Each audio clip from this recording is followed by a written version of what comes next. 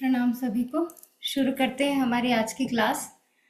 तो शुरुआत जैसे हम अपनी हर क्लास की करते हैं वैसे ही इस क्लास की भी शुरुआत करेंगे।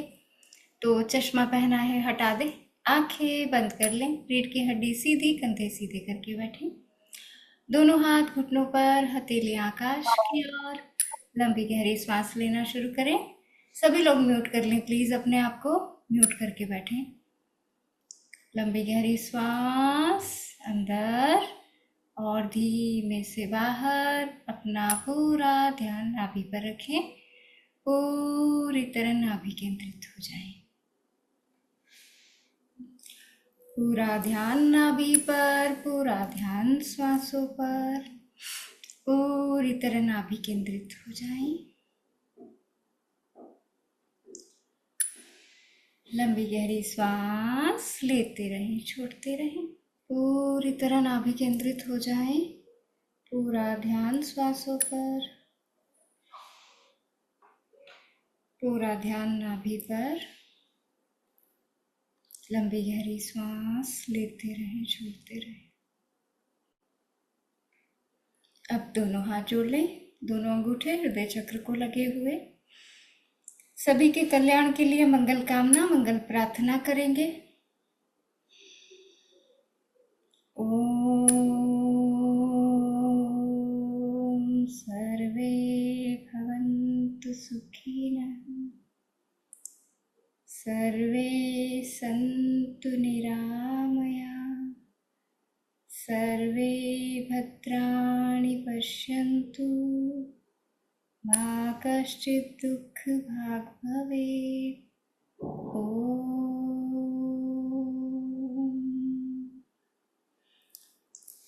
दोनों हाथ आराम से घुटनों पे रख लें।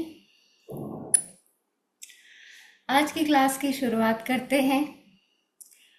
तो आज से हम शुरू करने जा रहे हैं 21 दिन का सफ़र, 21 दिन की बहुत ही महत्वपूर्ण और सुंदर जर्नी, बहुत सुंदर यात्रा हम शुरू करने जा रहे हैं। तो हम सब ने भी सुना ही है कि सबसे बड़ा दान जो कहलाता है वो कहलाता है क्षमा दान। सबसे बड़ा दान यानी कि महादान है क्षमादान। क्षमादान महादान। ऐसा क्यों कहा जाता है कि क्षमादान महादान? क्षमा तो क्षमा है, माफी तो माफी है, फॉरगिवनेस तो फॉरगिवनेस है, फिर इसको महादान क्यों कहा गया है?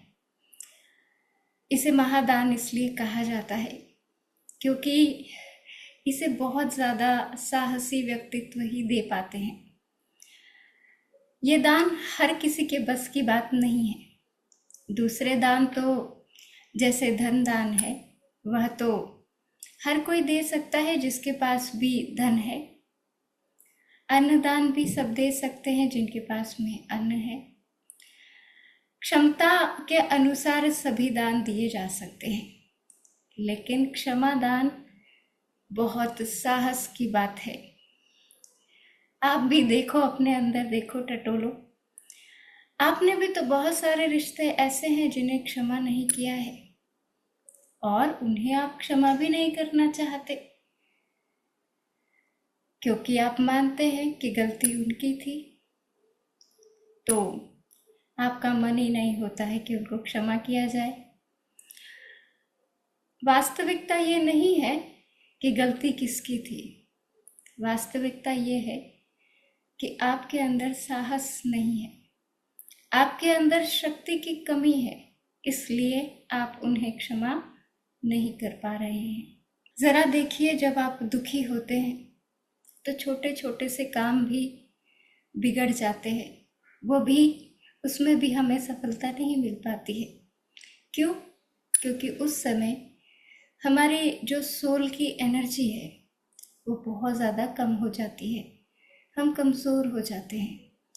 और जब हमारे अंदर सकारात्मक ऊर्जा होती है, पॉजिटिव ऊर्जा होती है, तो हम छोटे छोटे से काम को भी बहुत इजीली कर लेते हैं, साथ में बड़े बड़े काम को भी बहुत इजीली कर लेते हैं, क्योंकि उस समय हमारे अंदर पावर होती है, शक्ति होती है।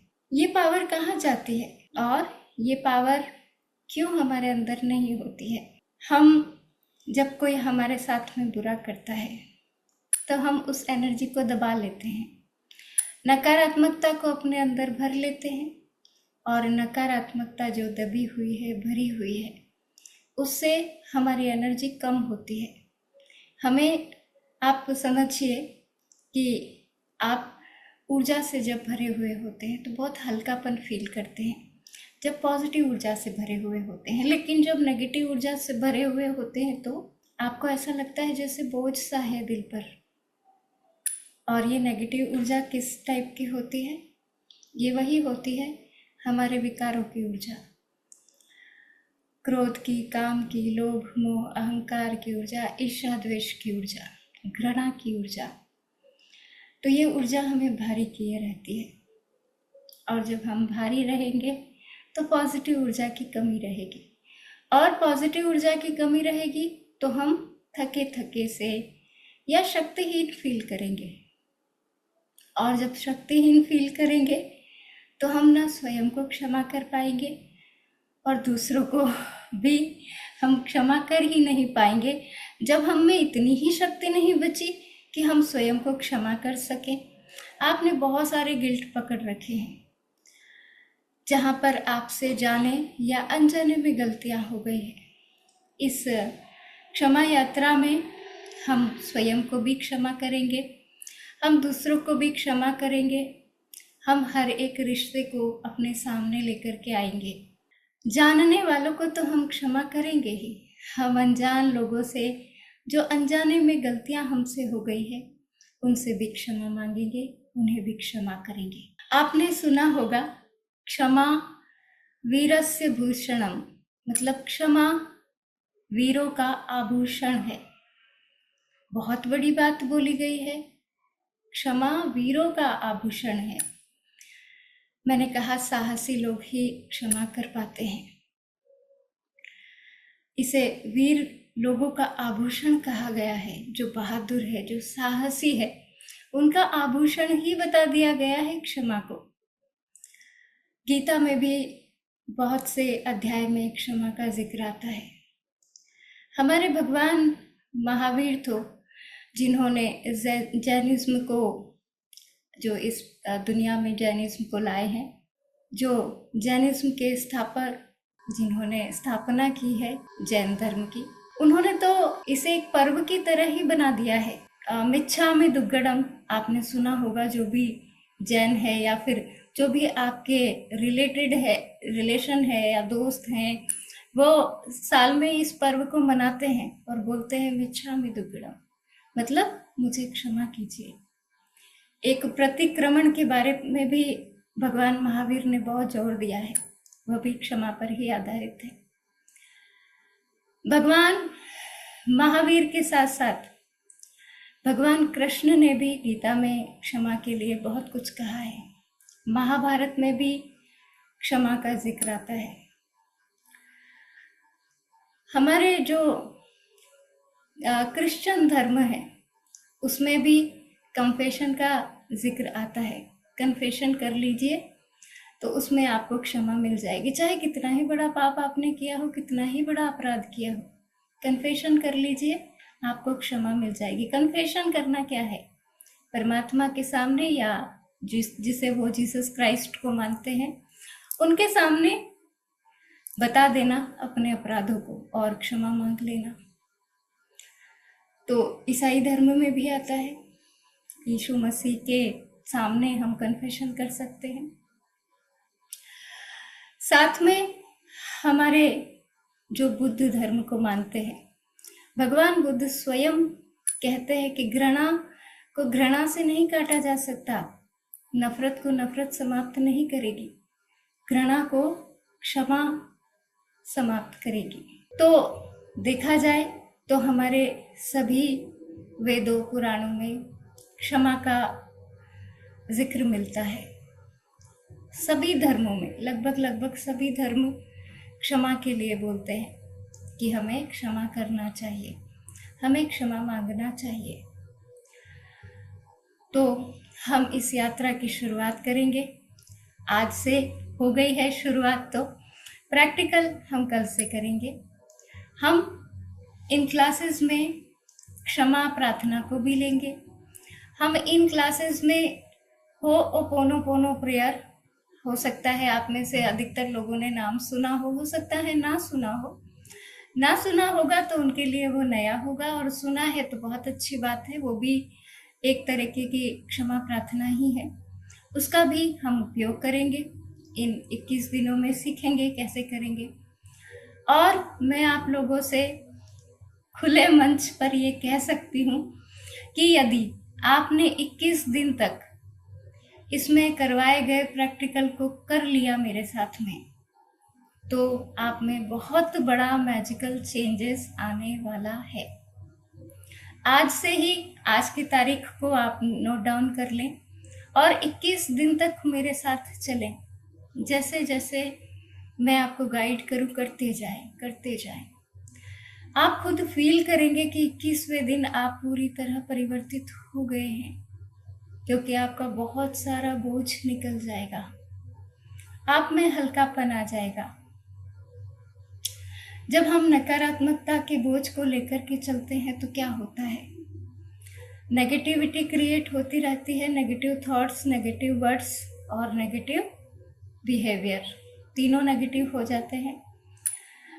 धीरे धीरे जब नकारात्मक ऊर्जा घनीभूत हो जाती है तो हमारा आभा मंडल भी इफेक्टिव होता है और हम सकारात्मक लोगों को अट्रैक्ट करना बंद कर देते हैं। आपने देखा होगा, जैसा हमारा आभा मंडल होता है वैसे से ही लोगों को हम अट्रैक्ट करते हैं, आकर्षित करते हैं अपनी ओर। Like energy attracts like energy. तो हमारा आभा मंडल नकारात्मक हो जाएगा तो हम नकारात्मक लोगों को ही अपनी ओर अट्रैक्ट करेंगे, और फिर जैसी संगत वैसी रंगत हो जाएगी। हमारा जीवन पूरी तरह नकारात्मक हो जाएगा। तो इस नेगेटिविटी का और क्या असर होता है, क्यों करें हम क्षमा प्रार्थना। गलती तो उनकी थी ना, हम क्यों क्षमा मांगे। ठीक है, मैंने मान लिया, हाँ गलती उनकी थी, आप क्यों क्षमा मांगेंगे। ना मांगिए, लेके चलिए अपने साथ जीवन भर इस बोझ को। हम एक बहुत प्यारी सी कहानी सुनते हैं, बहुत प्यारी कहानी है। दिल से सुनेंगे, दिल से समझेंगे, दिल से स्वीकार करेंगे तो अभी से ही परिवर्तन होने लगेगा आपके अंदर, और आप वो साहसी व्यक्तित्व बन जाएंगे जो दूसरों को क्षमा कर सकेंगे, स्वयं को क्षमा कर सकेंगे, क्षमा की इस जर्नी को पूरा कर सकेंगे। तो एक बार एक गुरुदेव से बहुत सारे शिष्य मिलने आते हैं। गुरुदेव को थोड़ी आने में देर हो जाती है तो शिष्य आपस में बात कर रहे होते हैं। मेरे घर में वो ऐसा है, वो वैसी है, मेरी वाइफ ऐसी है, मेरे बच्चे ऐसे हैं, मेरे माता पिता ऐसे हैं, बहुत दुखी हूँ यार सबकी वजह से, सब ऐसे हैं, कोई भी मेरे जीवन में ऐसा नहीं है जो मुझे सुकून दे सके। मैं बहुत दुखी हूँ, बहुत परेशान हूँ। कभी पेरेंट्स ये ऐसा कहते हैं, मेरे माता पिता ऐसा कहते हैं, पत्नी ऐसा कहती है, बच्चे ऐसा कहते हैं, नेगेटिव नेगेटिव नेगेटिव नेगेटिव बातें करते रहते हैं। गुरुदेव आ जाते हैं, बैठ जाते हैं, शिष्यों का ध्यान नहीं पड़ता है, वो अपनी बातों में लीन होते हैं। आप लोग ने भी देखा होगा, जब हम निंदा करने लगते हैं तो बड़ा रस आने लगता है। निंदा का रस अलग ही है, उसमें हम घुल मिल जाते हैं, गुम हो जाते हैं। तो गुरुदेव बैठे उनकी बातें सुनते रहे। थोड़ी देर बाद एक शिष्य का उन पर ध्यान पड़ा और सभी शिष्य गुरुदेव के पास आ गए। गुरुदेव को नमन वंदन किया, प्रणाम किया और बोले। गुरुदेव ने पूछा, भाई क्या बातें चल रही थी, ऐसी लीनता हो रही थी कि ऐसा क्या चल रहा था भाई, किसकी प्रशंसा या किसकी अच्छाई के बारे में तुम बात कर रहे थे कि बिल्कुल लीन ही हो गए। तो शिष्यों ने कहा, गुरुदेव हम तो अपने अपनों की बातें कर रहे थे।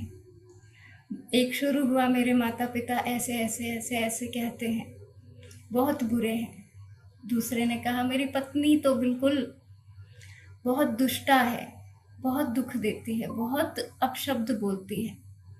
तीसरे ने भी कुछ और बताया, चौथे ने कुछ और बताया। गुरुदेव ने कहा अच्छा अच्छा सुनो, क्या तुम इन सब बातों से, जो तुम आज बातें कर रहे हो, दुखों से छुटकारा पाना चाहते हो? सभी खुश हो गए कि हाँ गुरुदेव, बिल्कुल छुटकारा पाना चाहते हैं। तो गुरुदेव ने कहा कि अच्छा तुम ऐसा करो, अभी तो तुम लोग जाओ, लेकिन अब जब तुम दोबारा आओ या फिर कल आओ, तो तुम्हारे परिवार में जितने भी सदस्य हैं और जितने भी सदस्यों से तुम्हें शिकायतें हैं, उतने टमाटर, पके हुए बड़े बड़े से टमाटर पोटली में बांध के ले आना। मैं तुम्हें दुखों से छुटकारा दिला दूंगा। सब खुश हो जाते हैं, बोले अच्छा टमाटर में दुखों से छुटकारा, बहुत अच्छी बात है।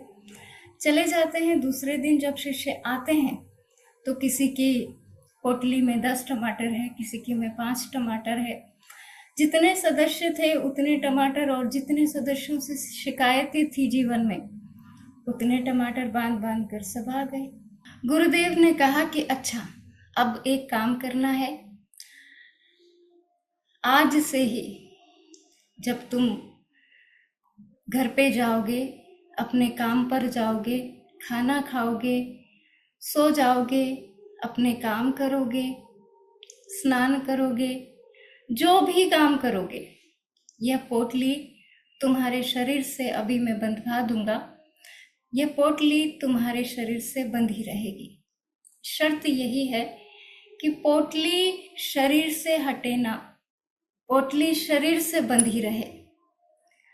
बाकी तो फिर आगे मैं बताऊंगा क्या करना है। अभी 5 दिन के लिए तुम सब ये करो कि इस पोटली को अपने अपने शरीर से बांध लो, लेकिन ध्यान रहे, सो उठो, नहाओ, खाओ, कहीं जाओ, काम करो, कुछ भी करो, ये पोटली शरीर से हटनी नहीं चाहिए। सभी आश्चर्यचकित होकर के चले जाते हैं। 3 दिन बड़ी मुश्किल से गुजरते हैं। चौथे दिन, गुरु ने 5 दिन का बोला था, चौथे ही दिन सारे शिष्य इकट्ठे हो जाते हैं। गुरुदेव, हमें इन टमाटरों से छुटकारा दिलाइए। ये टमाटर अब सड़ने लगे हैं, इनकी दुर्गंध हमें परेशान किए जाती है, इनकी दुर्गंध हमें जीने नहीं दे रही है। गुरुदेव, हमें इनकी दुर्गंध से छुड़ाएं। बड़े दुखी होकर शिष्य बोलते हैं गुरुदेव से। गुरुदेव कहते हैं क्या हुआ? अभी तो 4 ही दिन हुए हैं गुरुदेव, ये सड़ने लगे हैं, इनसे दुर्गंध आने लगी है। गुरुदेव कहते हैं बस 4 ही दिन में हमें इनसे बचाओ, इनकी दुर्गंध से बचाओ। गुरुदेव कहते हैं अच्छा इन्हें खोलकर हटा दो।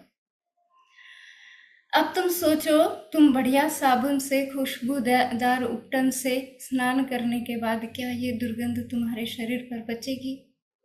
नहीं बचेगी गुरुदेव। लेकिन ध्यान से सुनिएगा, लेकिन गुरुदेव कहते हैं जो तुमने बरसों से नकारात्मकता अपने दिल में पकड़ रखी है, जो दुर्गंध तुम्हें दूषित किए जाती है, जो दुर्गंध तुम्हारे लिए एक दिन रोग बन जाएगी, क्या उसे ना निकालोगे बाहर? जो शिकायतें तुमने लोगों की पकड़ रखी है, जो बुराइयां, निंदा, जो ब्लेम करने के भाव, जो जजमेंटल हो जाने के भाव तुमने अंदर पकड़ रखे हैं, क्या उनकी दुर्गंध तुम्हें अपवित्र नहीं करती होगी? ये 4 टमाटर की दुर्गंध तुम्हें, शरीर को तुम्हारे दूषित किए जाती है। जो नकारात्मकताएं तुमने मन में पकड़ रखी है, वो तुम्हें अपवित्र नहीं कर रही होगी। कब तक पकड़े रहोगे उन्हें?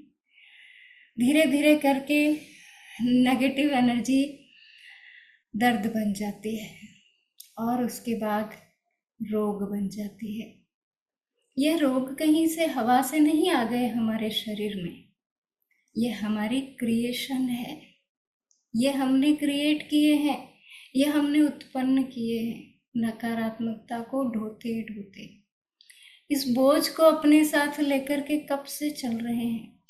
10 साल पहले बड़े भाई साहब ने ऐसे बोल दिया था। 10 साल हो गए हैं, बात नहीं करते हैं हम, मिलते भी नहीं, परिवारों में आते जाते भी नहीं हैं। कब तक पकड़े रहेंगे? बीमार हो गए हैं, पर इस नकारात्मकता को छोड़ना नहीं चाहते।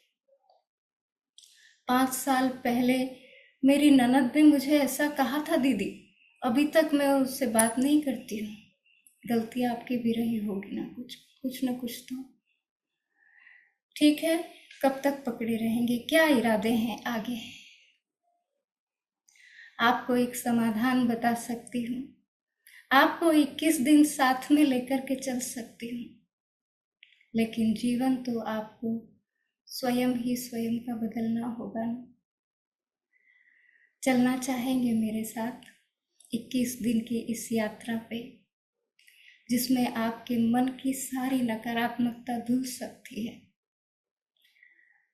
आपका जीवन तन और मन दोनों हल्के हो सकते हैं। आपका जीवन सुखी हो सकता है। आपके रिश्ते बच सकते हैं। आपके धन से संबंध अच्छे हो सकते हैं। अपना 100% दूंगी। आप लोग भी राजी है मेरे साथ अपना 100% दांव पे लगाने के लिए? हम इस यात्रा में, इस जर्नी में स्वयं को भी क्षमा करेंगे, सीखेंगे और दूसरों को भी प्रैक्टिकल करके क्षमा करेंगे। तो बहुत सुंदर ये यात्रा आने वाली है, चलने वाली है। तो मेरे साथ में आप लोग भी चलें। आप लोगों को क्या क्या कर लेना है, क्योंकि कल से हम प्रैक्टिकल शुरू करेंगे थोड़ा बहुत समझ करके। तो आपको एक डायरी बनानी है। जो पुराने फैमिली मेम्बर्स हैं उनके पास तो ऑलरेडी डायरी है ही, नए फैमिली मेम्बर्स को भी डायरी बना लेनी है। डेली का हमारा होमवर्क रहेगा। ये क्लासेस रात में चलेगी और विशेष कारण से इन क्लासेस को रात में रखने का सबसे मुख्य कारण यही है ताकि आप शांति से सो पाएं। जब आप हल्के होंगे तो आपकी नींद की क्वालिटी बदल जाएगी। जब आप हल्के होंगे तो आपके स्वास्थ्य की क्वालिटी बदल जाएगी, आपके मन की और सुख की क्वालिटी बदल जाएगी। तो साथ में मिलकर के करेंगे, साथ में चलेंगे क्षमा प्रार्थना की इस यात्रा में एक साथ। और कल से हम पहले जानेंगे कि किस किस तरीके से क्षमा किया जा सकता है, किस किस तरीके से क्षमा मांगी जा सकती है और किसे किसे क्षमा करना है। ये हम रेगुलर करेंगे। डेली किसी दिन हमें 1 घंटा लगेगा क्योंकि मेडिटेशन बड़ा हो सकता है, किसी दिन हमें 1 घंटा लगेगा, किसी दिन हमें ज़्यादा समय भी लग सकता है। आज तो पहली ही क्लास है तो केवल समझना है।